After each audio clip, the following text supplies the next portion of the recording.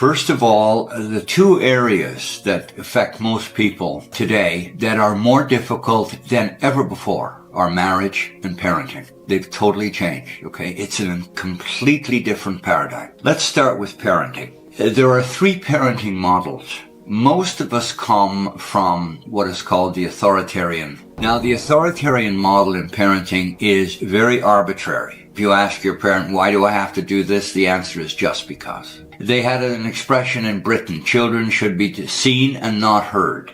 That's a brutal approach to children.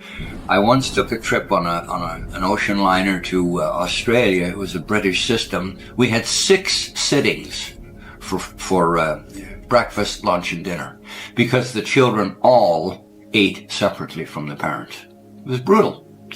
Now, that authoritarian model, okay, the opposite of that is the permissive model.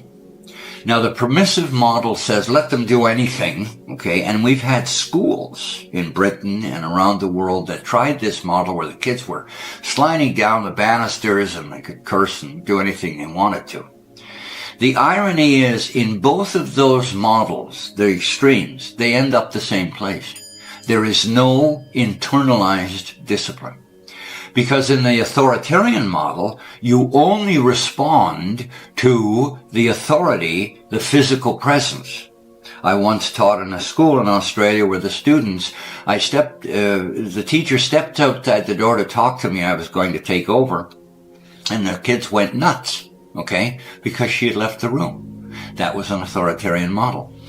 Now, the other model that is a Baha'i model is called the authoritative model.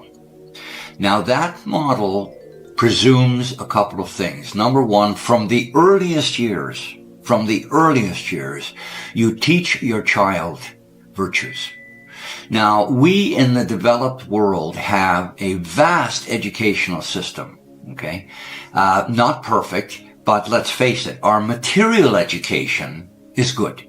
We can study the sciences and the arts and everything else.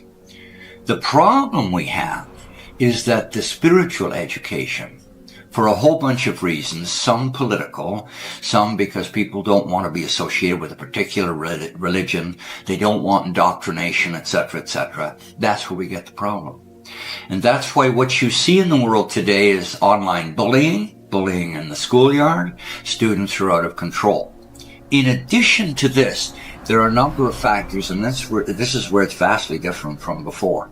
My grandparents didn't have the money, didn't have the time, and certainly didn't have the freedom that children have today.